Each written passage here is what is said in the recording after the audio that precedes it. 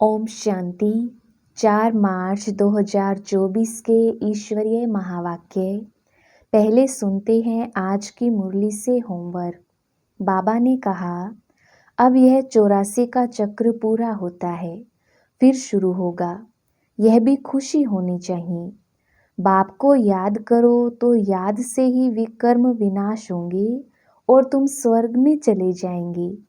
तुम लिखते भी हो, शिव बाबा याद है, स्वर्ग का वर्षा याद है। बहन का भी भान ना आए, इसको कहा जाता है आत्म अभिमानी। अंत समय में पास होने के लिए इस शरीर और दुनिया से उपराम रहना है। किसी भी चीज में आसक्ति नहीं रखनी है। बुद्धि में रहे कि अब हम ट्रांसफर हुए कि हुए। बहुत धैर्य और प्यार से सबको दो बाप का परिचय देना है। ज्ञान रत्नों से झोली भरकर दान करना है। कांटों को फूल बनाने की सेवा जरूर करनी है। और अब सुनते हैं ईश्वरीय महावाक्य विस्तार से। मुरली का सार। मीठे बच्चे, तुम रॉयल कुल के रॉयल स्टूडेंट हो। तुम्हारी चलन बहुत रॉयल होनी चाहिए, तभी बाप का शो कर सकेंगे। प्रश्न, विनाश के समय अंतिम पेपर में पास कौन होगा? उसके लिए पुरुषार्थ क्या है? उत्तर, अंतिम पेपर में पास वही हो सकता है जिसे बाप के सिवाय पुरानी दुनिया की कोई भी चीज याद ना आई। याद आई तो फेल। इसके लिए बेहद की सारी दुनिया से ममत्व निकल जाए, भाई भाई की पक्की अवस्था हो, देह अभिमान टूटा हुआ हो। ओम शांति।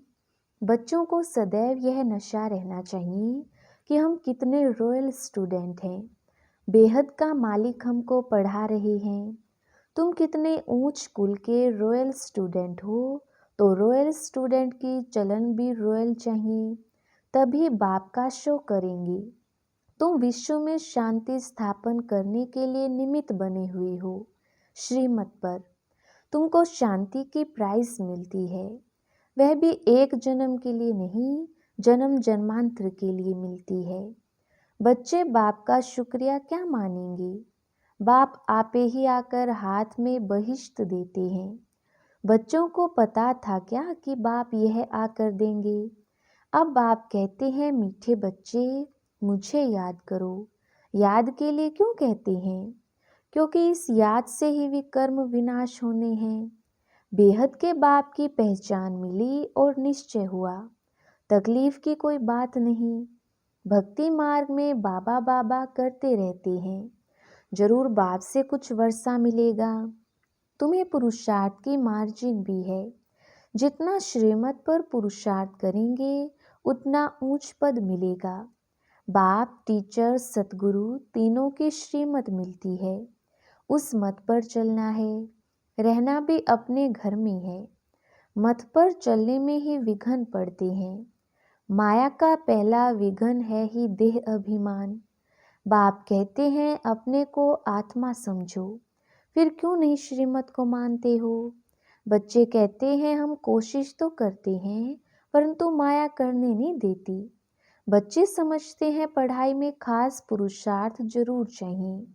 जो अच्छे बच्चे हैं उनको फॉलो करना चाहिए। सभी यही पुरुषार्थ करते हैं कि हम बाप से ऊंच वर्षा ले लेवें। कांटे से फूल बनने के लिए याद की बहुत जरूरत है।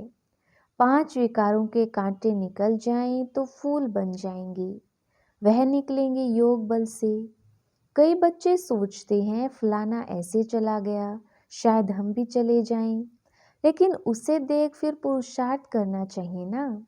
शरीर छोड़ें तो बाबा की याद हो, वशीकरण मंत्र याद हो, और कुछ भी याद ना हो सिवाय एक बाप के, तब प्राण तन से निकले। बाबा बस हम आपके पास आए कि आए।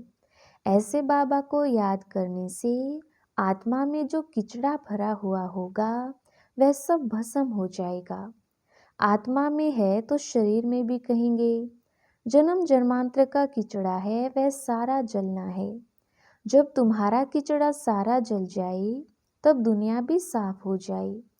दुनिया से सारा किचड़ा निकलना है तुम्हारे लिए। तुम्हें सिर्फ अपना किचड़ा नहीं साफ करना है, सभी का किचड़ा साफ करना है। बाबा को बुलाते ही हैं कि बाबा आकर इस दुनिया से किचड़े को साफ करो, सारे विश्व को पवित्र बनाओ। किसके लिए? उस पवित्र दुनिया में तुम बच्चे ही तो पहले पहले राज्य करने आते हो, तो बाप तुम्हारे लिए तुम्हारे देश में आए हैं। भक्ति और ज्ञान में बहुत फर्क है। भक्ति के कितने अच्छे अच्छे गीत गाते हैं, परंतु किसका कल्याण नहीं करते हैं।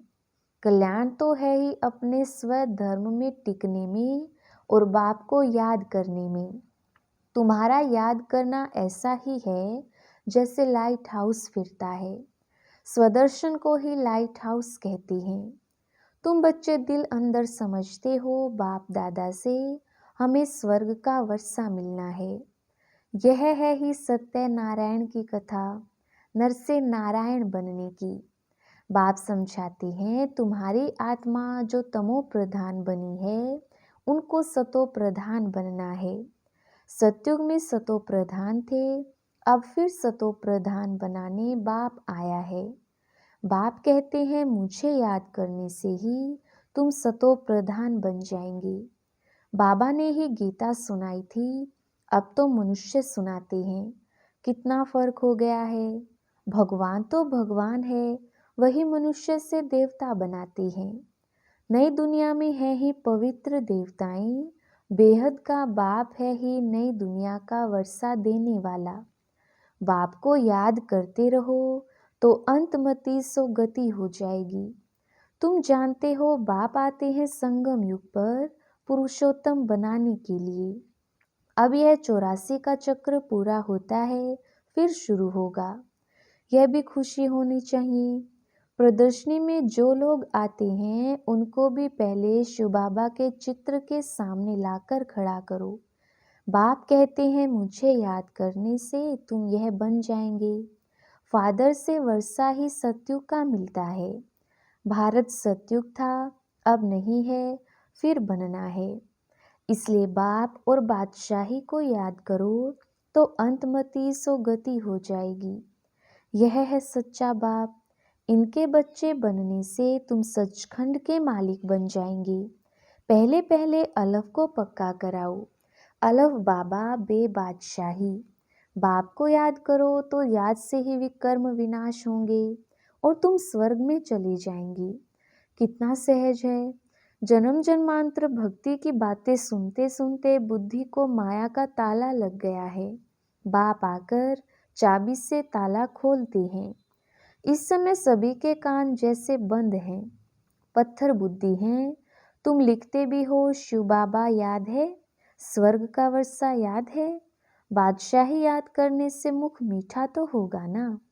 बाप कहते हैं मैं तुम बच्चों का कितना उपकार करता हूँ। तुम तो अपकार ही करते आए हो। वह भी ड्रामा में नोंद है, किसका दोष नहीं है। तुम बच्चों की यह मिशन है ही पत्थर बुद्धियों को पारस बुद्धि अथवा कांटों को फूल बनाने के लिए। यह मिशन तुम्हारी चालू है। सब एक दो को कांटों से फूल बना रही हैं। उनको भी ऐसा बनाने वाला जरूर किंग फ्लावर होगा। स्वर्ग की स्थापना करने वाला अथवा फूलों का बगीचा बनाने वाला एक ही बाप है। तुम हो खुदाई खिदमतगार। तमो प्रधान को सतो प्रधान बनाना यह खिदमत है और कोई तकलीफ नहीं देते हैं। समझाना भी बहुत सहज है। कलयुग में है ही तमो प्रधान। अगर कलयुग की आयु बढ़ा देंगे तो और ही तमो प्रधान बनेंगे। तुम जानते हो अब हमको फूल बनाने वाला शिव बाबा आया है। कांटा बनाना रावण का काम है, फूल बाप बनाते हैं। जिसको शिव बाबा याद है उनको जरूर स्वर्ग भी याद होगा। प्रभात फेरी जब निकालते हो तो उसमें भी दिखाओ कि हम प्रजापिता ब्रह्मा कुमार कुमारियां भारत पर इन लक्ष्मी नारायण का राज्य स्थापन कर रही हैं। हम ब्राह्मण सो देवता बनते हैं, देवता सो फिर क्षत्रिय सो वैश्य। यह बाजूली है, किसको समझाना बहुत सहज है। हम ब्राह्मण हैं, ब्राह्मणों को चोटी होती है। तुम भी समझते हो हमने 84 का चक्र पूरा किया। बच्चों को कितनी अच्छी नॉलेज मिलती है। और सब है भक्ति, ज्ञान एक बाप ही सुनाती है। सर्व का सद्गति दाता एक बाप ही है। पुरुषोत्तम संगम युग भी एक ही है। इस समय बाप तुम बच्चों को पढ़ाते हैं। भक्ति में फिर यादगार चलता है।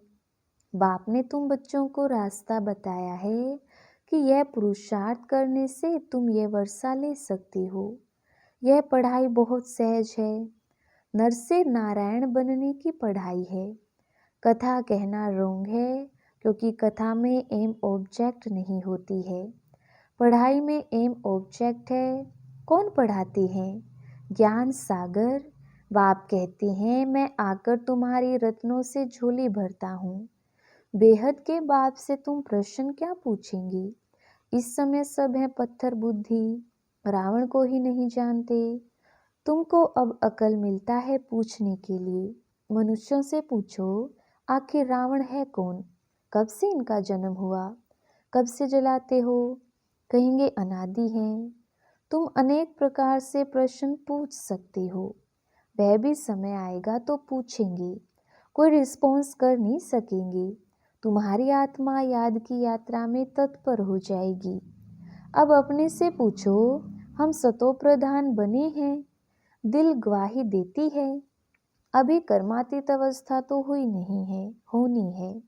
इस समय तुम बहुत थोड़े हो, इसलिए तुम्हारी कोई सुनते नहीं है और तुम्हारी बात ही न्यारी है। पहले पहले तो बताओ बाप संगम युग पर आते हैं। एक एक बात जब समझे तब आगे बढ़ाओ। बहुत धैर्य से प्यार से समझाना है कि तुमको दो बाप हैं, लौकिक और पारलौकिक। पारलौकिक बाप से बेहद का वर्षा तब मिलता है जब सतो प्रधान बनते हो। बाप याद पड़े तो खुशी का पारा चढ़े। तुम बच्चों में बहुत गुण भरे जाते हैं। तुम बच्चों को बाप आकर क्वालिफिकेशन सिखलाते हैं, हेल्थ वेल्थ भी देते हैं, गुण भी सुधारते हैं, एजुकेशन भी देते हैं, जेल की सजाओं से भी छुड़ाते हैं। तुम बहुत अच्छी रीति मिनिस्टर आदि को भी समझा सकते हो। समझाना ऐसा चाहिए जो उनको पानी पानी कर देना चाहिए। तुम्हारा ज्ञान बहुत मीठा है। प्रेम से बैठकर सुने तो प्रेम के आंसू आ जाएं। हमेशा इस दृष्टि से देखो कि हम भाई को रास्ता बताते हैं। बोलो, हम श्रीमत पर भारत की सच्ची सेवा कर रहे हैं। भारत की सेवा में ही पैसे लगाते हैं। बाबा कहते हैं दिल्ली में सेवा का घेराव डालो, विस्तार करो।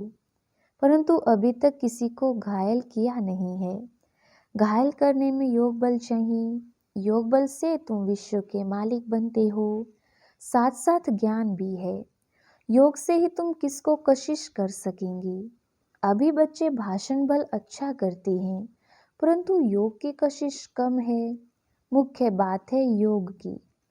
तुम बच्चे योग से अपने को पवित्र बनाते हो, तो योग बल बहुत चाहिए, उसकी बहुत कमी है। अंदर खुशी में नाचना चाहिए। यह खुशी का डांस है। इस ज्ञान योग से तुम्हारे अंदर डांस होती है। बाप की याद में रहते रहते तुम अशरीरी बन जाते हो। ज्ञान से अशरीरी होना है, इसमें गुम होने की बात नहीं। बुद्धि में ज्ञान चाहिए। अब घर जाना है, फिर राजाई में आएंगी। बाप ने विनाश और स्थापना का साक्षात्कार भी कराया है। ये दुनिया सारी जली पड़ी है। हम नई दुनिया के लायक बन रहे हैं। अब घर जाना है, इसलिए शरीर में भी कोई ममत्व नहीं रहना चाहिए। इस शरीर से, इस दुनिया से उपराम रहना चाहिए। सिर्फ अपने घर को और राजधानी को याद करना है। कोई भी चीज में आसक्ति ना हो। विनाश भी कड़ा होने वाला है। जब विनाश होने लगेगा तो तुमको खुशी होगी। बस हम ट्रांसफर हुए कि हुए। पुरानी दुनिया की कोई भी चीज याद आई तो फेल। बच्चों के पास कुछ है नहीं तो याद क्या आएगा। बेहद की सारी दुनिया से ममत्व मिट जाए, इसमें मेहनत है। भाई भाई की पक्की अवस्था भी तब रह सकती है जब देह अभिमान टूट जाए। देह अभिमान में आने से कुछ ना कुछ घाटा पड़ता है। देही अभिमानी होने से घाटा नहीं पड़ेगा। हम भाई को पढ़ाते हैं, भाई से बात करते हैं, यह पक्की आदत पड़ जाए। अगर स्कॉलरशिप लेनी है तो इतना पुरुषार्थ करना है। जब समझाते हो तब भी याद रहे कि हम सब भाई भाई हैं। सब आत्माएं एक बाप के बच्चे हैं।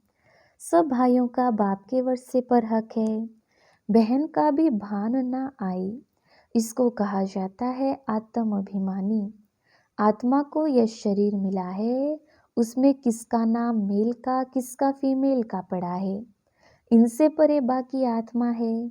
सोचना चाहिए बाबा जो रास्ता बताते हैं वह बरोबर ठीक है। यहाँ बच्चे आते ही हैं यह प्रैक्टिस करने। ट्रेन में किसको बैज पर समझा सकते हो। बैठकर एक दो से पूछो तुमको कितने बाप हैं, फिर उत्तर दो। यह है दूसरे का ध्यान खिंचवाने की युक्ति। फिर पास में फर्स्ट क्लास चीज़ है। कोई कहे इससे क्या फ़ायदा है, बोलो हमारा फ़र्ज़ है अंधों की लाठी बन रास्ता दिखाना। जैसे नंस सर्विस करती हैं तुम भी करो। तुमको बहुत प्रजा बनानी है, ऊंच पद पाने के लिए पुरुषार्थ करना है। तुम सबको चढ़ती कला का रास्ता बताते हो। एक बाप को याद करते रहो तो भी बहुत खुशी होगी और विकर्म भी विनाश होंगे। बाप से वर्षा लेना बहुत सहज है, परंतु बहुत बच्चे गफलत करते हैं। अच्छा, मीठे मीठे सिकिलदे बच्चों प्रति माता पिता बाप दादा का याद प्यार और गुड मॉर्निंग। रूहानी बाप की रूहानी बच्चों को नमस्ते।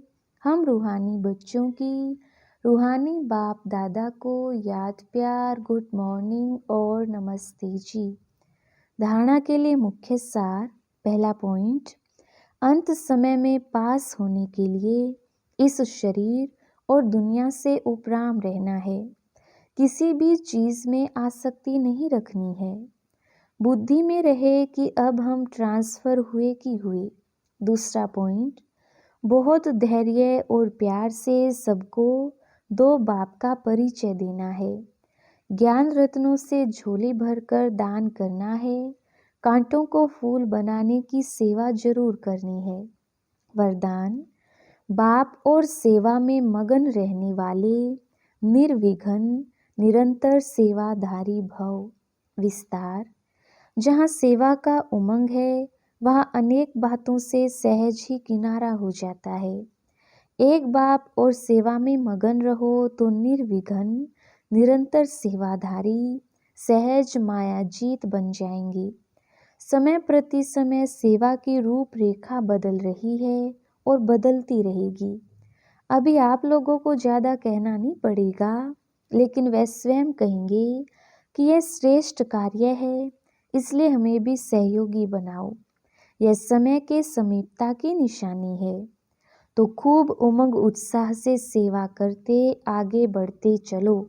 स्लोगन, संपन्नता की स्थिति में स्थित हो, प्रकृति की हलचल को चलते हुए बादलों के समान अनुभव करो। अच्छा, ओम शांति।